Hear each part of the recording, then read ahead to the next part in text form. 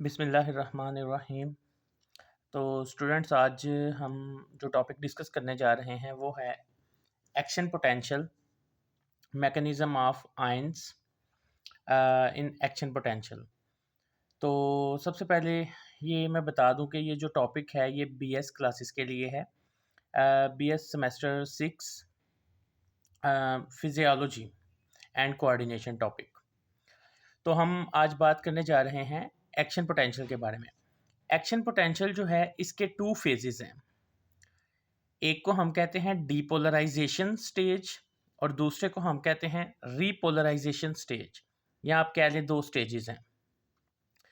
तो ये जो मैंने सीरीज यहाँ पे लिखी है इसका मतलब ये है कि जो मेम्ब्रेन का पोटेंशियल होता है -70 मिली वोल्ट, अगर तो -70 मिली वोल्ट पर है तो ये रेस्टिंग पोटेंशियल माना जाएगा। रेस्टिंग पोटेंशियल जो मेम्ब्रेन का है वो चेंज होता जाता है, जैसे -60, -50, -20, -10 और अल्टीमेटली ये 0 मिली वोल्ट तक आ जाता है। 0 मिली वोल्ट से फिर जब +30 मिली वोल्ट तक आएगा तो हम ये कहेंगे कि ये एक्शन पोटेंशियल माना जाएगा। इस स्टेज को हम कहेंगे डीपोलराइजेशन स्टेट। और ये जो स्टेज है -70 मिली वोल्ट पर, इसे हम कहेंगे पोलराइजेशन स्टेट। अब हम आपके सामने एक डायग्रामेटिक एक्सप्लेनेशन को करने की कोशिश करते हैं। लेट्स सपोज ये जो मेम्ब्रेन आपके सामने है ये न्यूरॉन की मेम्ब्रेन है। न्यूरॉन का एक्सॉन जो पार्ट होता है ये उसकी मेम्ब्रेन है। अब सपोज स्टिमुलस आया किधर, एक्सॉन में। एक्सॉन में जब स्टिमुलस आया तो उस वक़्त, उससे पहले आपको ये मैं बता दूं कि ये जो मेम्ब्रेन के ऊपर कुछ आपको पिक्चर्स नज़र आ रही हैं, ये गेट्स हैं, स्पेशल किस्म के गेट्स हैं। जैसे कि ये जो गेट है इसे हम कहते हैं vaulted gated sodium channel.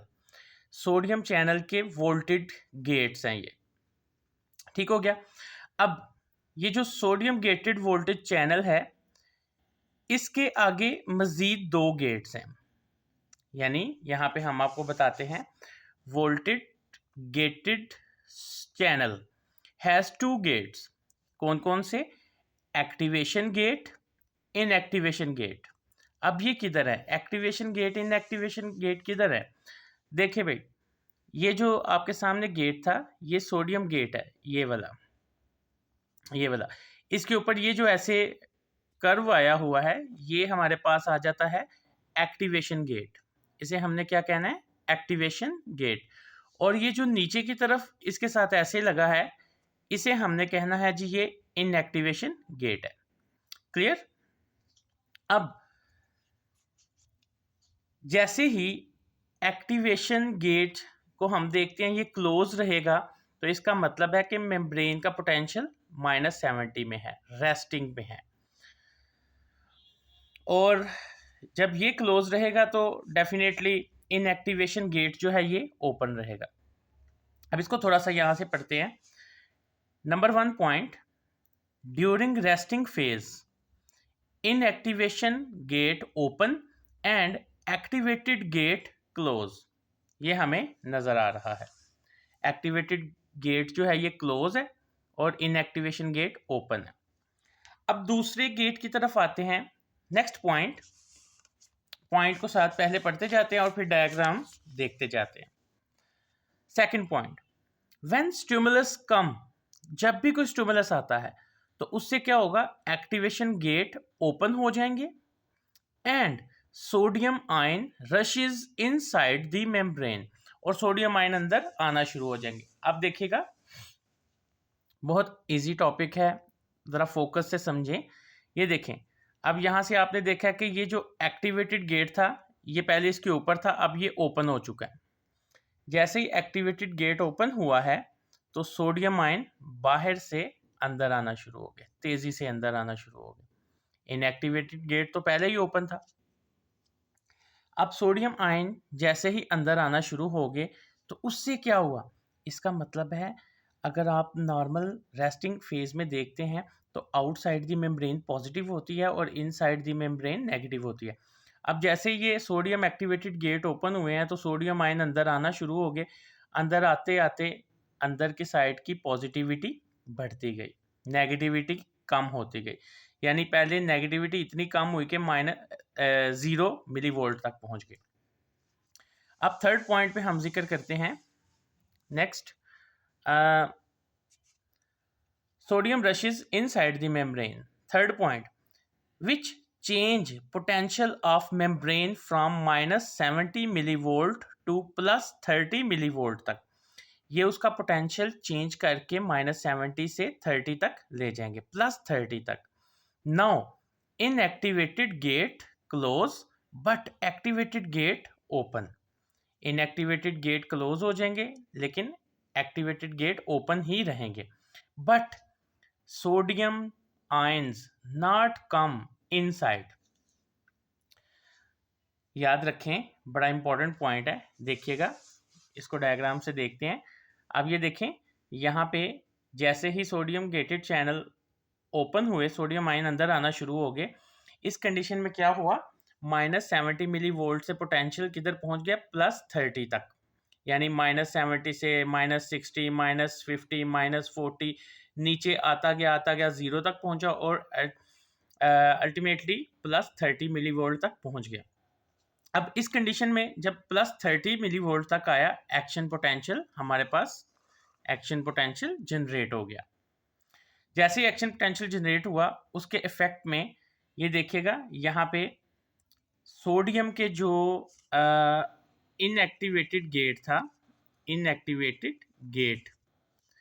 Inactivated gate close हो गया लेकिन एक्टिवेटेड गेट अभी भी ओपन है।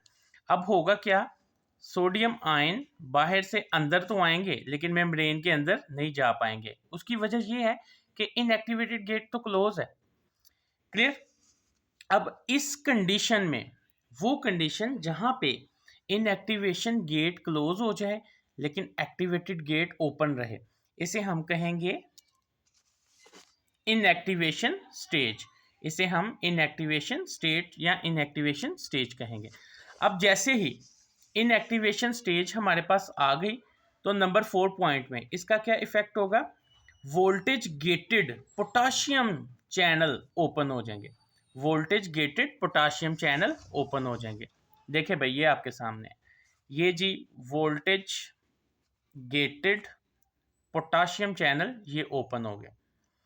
अब इसमें क्या होना है, साफ नजर आ रहा है, इनसाइड पोटाशियम आयन ज्यादा थे तो अब पोटाशियम आयन फटाफट क्या करेंगे, बाहर को जाना शुरू हो जाएंगे। अब बाहर जाते जाएंगे, पोटाशियम आयन जाते जाएंगे, तो इसका मतलब है पहले जब सोडियम आयन अंदर आ रहे थे तो बाहर नेगेटिविटी हो गई थी और अंदर पॉजिटिविटी हो गई थी।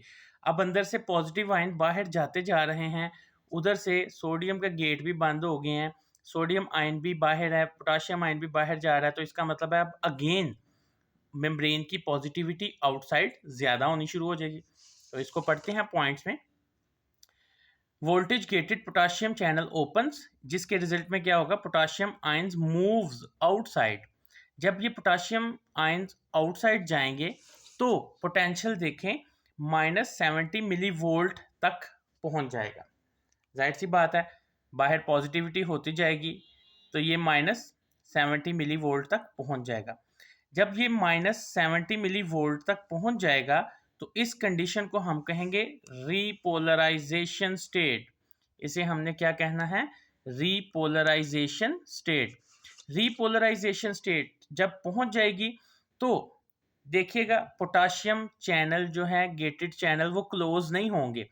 तो इसका मतलब है और ज्यादा पोटाशियम आयन बाहर जाते जा रहे हैं। तो ये पोटेंशियल -70 मिली वोल्ट से बढ़ के -90 मिली वोल्ट तक पहुंच जाएगा। जब 70 मिली वोल्ट तक पहुंचा था तो हमने इसे कहा था रीपोलराइजेशन। क्लियर। पीछे की तरह जैसे ऊपर स्टार्ट हमने पढ़ा कि पोलराइजेशन स्टेट, ये दोबारा पोलराइजेशन स्टेट एस्टेब्लिश हुई है, इसलिए हमने इसे रीपोलराइजेशन कहा है। अब ये इतनी ज्यादा पोलराइज हो जाएगी कि हम इसे एक नई टर्म दे देंगे जिसे हम कहते हैं हाइपर पोलराइजेशन। याद रखना है, -70 मिली वोल्ट पे रीपोलराइजेशन और -90 मिली वोल्ट पे हाइपर पोलराइजेशन। अब जैसे ही हाइपर पोलराइजेशन आएगी, हाइपरपोलराइजेशन का क्या इफेक्ट होगा? इसका इफेक्ट ये होगा, sodium activated gate close and no not open, और ये ओपन नहीं होंगे। प्लस दूसरा, वोल्टेज गेटेड पोटाशियम आयन वो भी क्लोज हो जाएंगे। जो पोटाशियम चैनल के गेट्स ओपन हुए थे ना, वो अब क्लोज हो जाएंगे। क्यों क्लोज होंगे? क्योंकि हाइपर पोलराइजेशन पे स्टेट आ गई है, तो इसलिए पोटाशियम चैनल भी क्लोज हो जाएंगे और सोडियम गेटेड चैनल भी क्लोज हो जाएंगे। इसका रिजल्ट क्या होगा? Again remains potential -70 millivolt by closing potassium ion. अब देखें, अभी यहाँ पे समझने की बात है कि अभी हमने कहा था कि रीपोलराइजेशन पे -70 मिली वोल्ट आया, लेकिन वो इतना पोटाशियम आयन बाहर जाते गए कि वो माइनस से भी -70 से -90 तक पहुंच गया। हाइपर पोलराइजेशन आ गई स्टेट। जब हाइपर पोलराइजेशन स्टेट आई तो अब ये स्टेज पे इसके एक्शन से पोटाशियम वोल्टेज गेट्स क्लोज हो गए।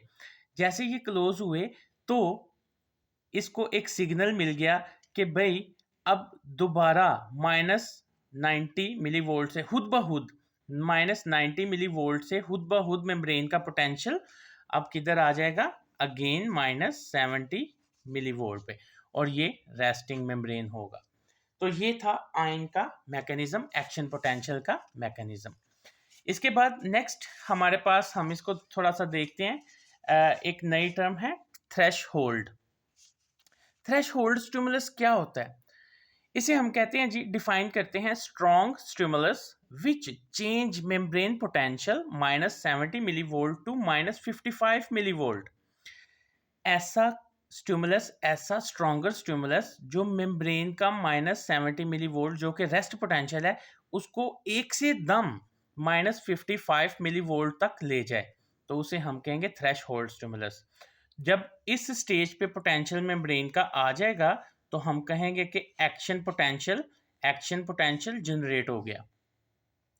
इफ -70 मिली वोल्ट टू -65 और -60 मिली वोल्ट, अगर कोई कमजोर पोटेंशियल होगा, यानी जिसने -70 मिली वोल्ट को सिर्फ थोड़ा सा चेंज किया, -65 या 60 तक ले गया, तो फिर उसके नतीजे में नो एक्शन पोटेंशियल जनरेट।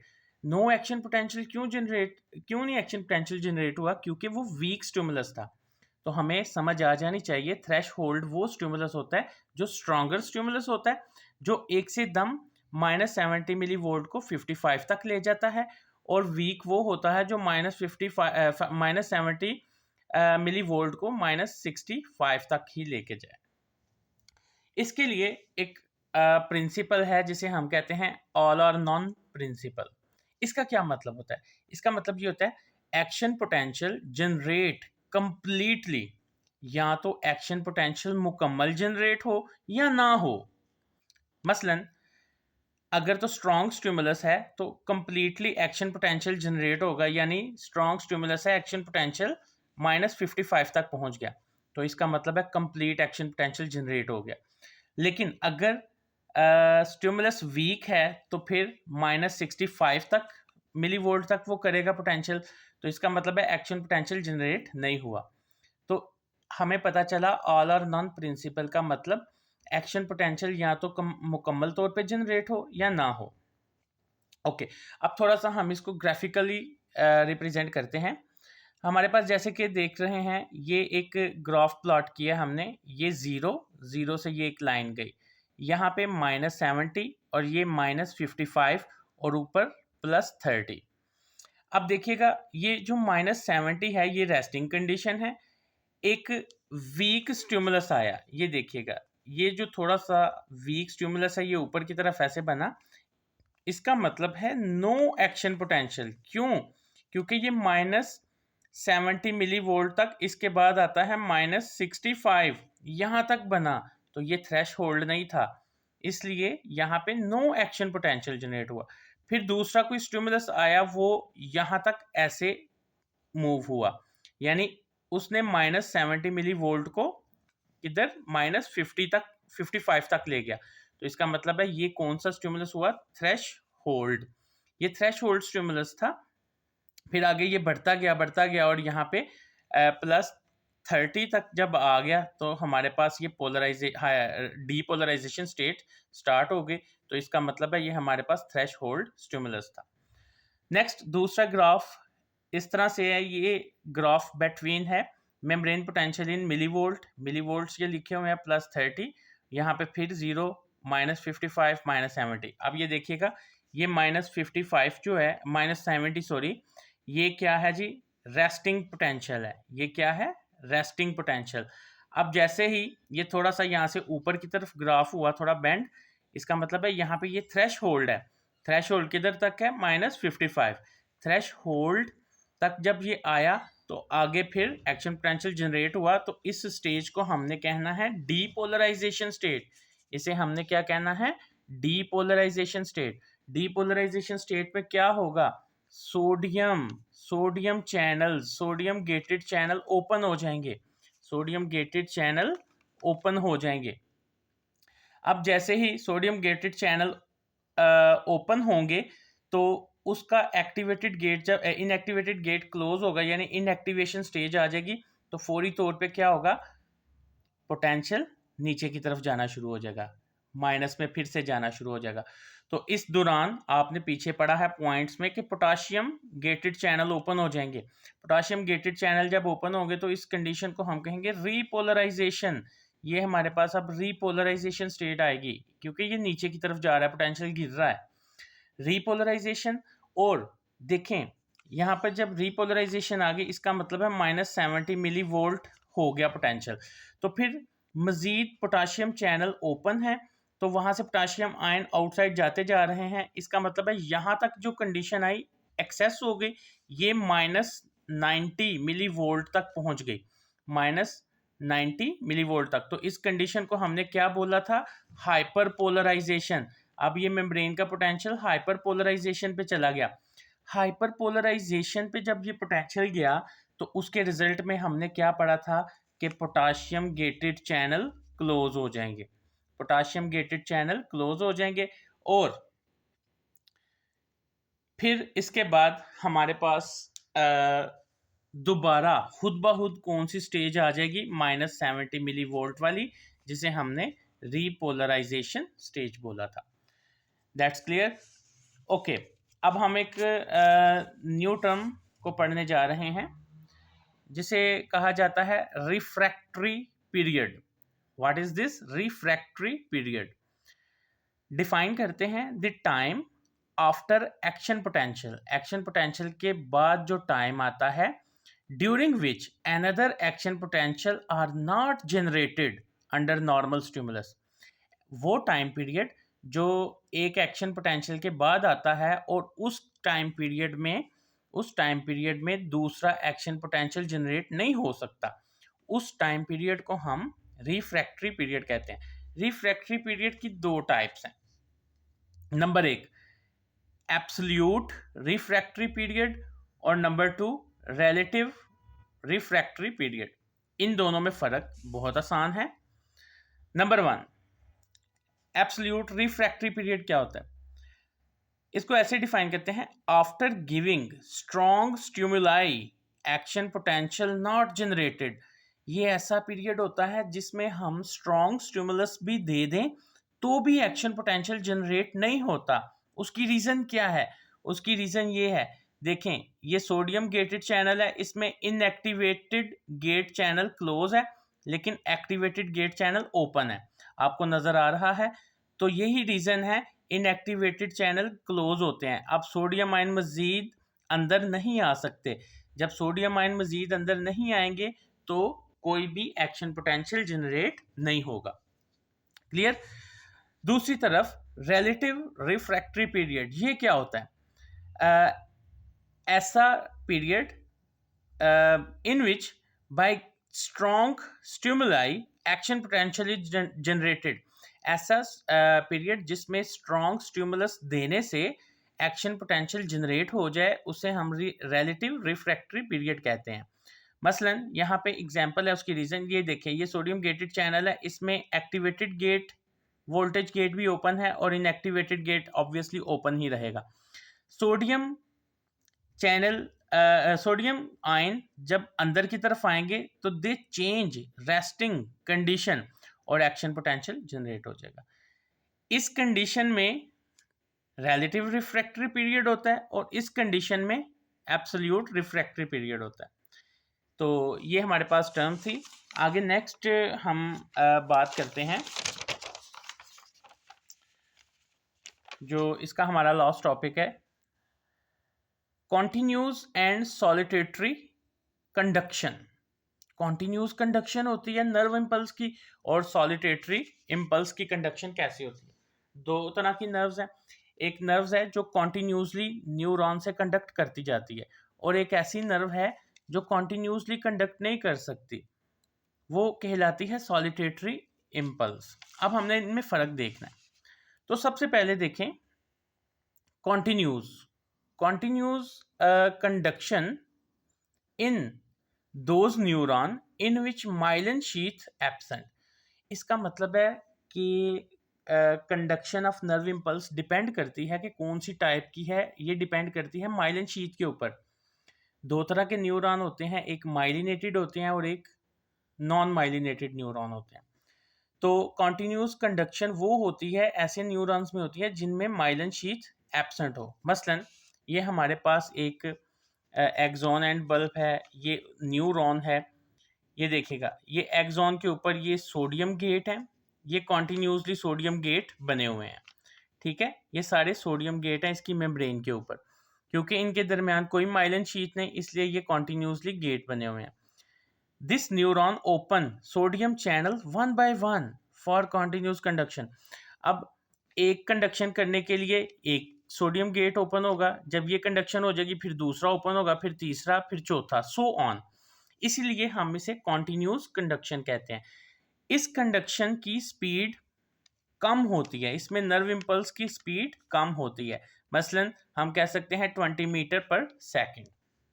अब देखते हैं दूसरी तरफ सॉलिटेटरी कंडक्शन। ये हमारे पास सेम वैसे ही न्यूरॉन है और ये उसका एक्सॉन है। ये ऊपर जो ये हमने स्ट्रक्चर बनाया है ये माइलिन शीथ की कवरिंग है। This is a myelin sheath. इनके दरमियान आपको जिसको आप कहते थे नोड ऑफ रैनवियर,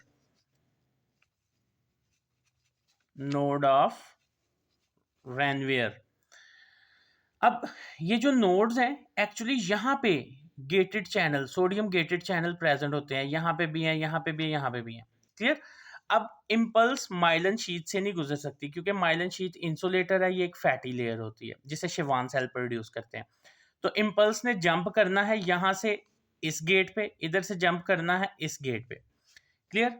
अब देखें ये जंप कर रही है, एक ही टाइम पे इधर सारे गेट्स ओपन होते हैं और ये जंप करके एक से दूसरे, दूसरे से तीसरे तक जाती है। इम्पल्स कंडक्शन बाय जंपिंग, तो इस वजह से इसे हम सॉलिटेटरी कंडक्शन भी कहते हैं। और इसकी स्पीड ज्यादा होती है 120 मीटर पर सेकेंड। क्यों? अब देखें यहां से ये एक वक्त पे सारे गेट ओपन है, तो इस इम्पल्स से यहाँ से कंडक्ट हुई, इसने यहाँ पे जाना है जंप लगा के। लेकिन उस केस में क्या है, पहले ये ओपन होगा, इसमें से कंडक्शन होगी, फिर ये उतनी देर तक ये क्लोज होगा, फिर जब ये इसकी कंडक्शन पूरी हो जाएगी फिर ये ओपन होगा, फिर बाद में, इसीलिए इसकी स्पीड कम होती है। अब नेक्स्ट हमारे पास जो देखना है कि कंडक्शन के ऊपर फैक्टर्स कौन कौन से असरअंदाज होते हैं। Name the factors. तो माइलिनेशन एक फैक्टर क्या है, माइलिनेशन। जिन न्यूरॉन्स के ऊपर माइलिन शीथ होगी उनके अंदर कंडक्शन ज्यादा तेजी से होगी, जिनके ऊपर कंडक्शन माइलिन शीथ नहीं होगी उनमें कंडक्शन भी कम स्पीड से होगी। दूसरा फैक्टर क्या है, डायामीटर ऑफ एक्सॉन। तो डायामीटर ऑफ एक्सॉन, जितना लार्जर डायामीटर ऑफ एक्सॉन होगा उतनी faster transmission of nerve impulse होगी। जितना लंबा डायामीटर होगा उतनी faster transmission of nerve impulse होगी। फिर तीसरा फैक्टर है टेम्परेचर। टेम्परेचर अगर लो होगा यानी कूल टेम्परेचर होगा तो फिर कंडक्शन भी लो होगी, अगर टेम्परेचर हाई होगा तो फिर कंडक्शन भी फास्ट होगी। ये था आज का हमारा लेक्चर BS सेमेस्टर 6।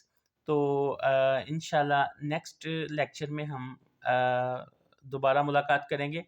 तब तक के लिए अल्लाह हाफिज़।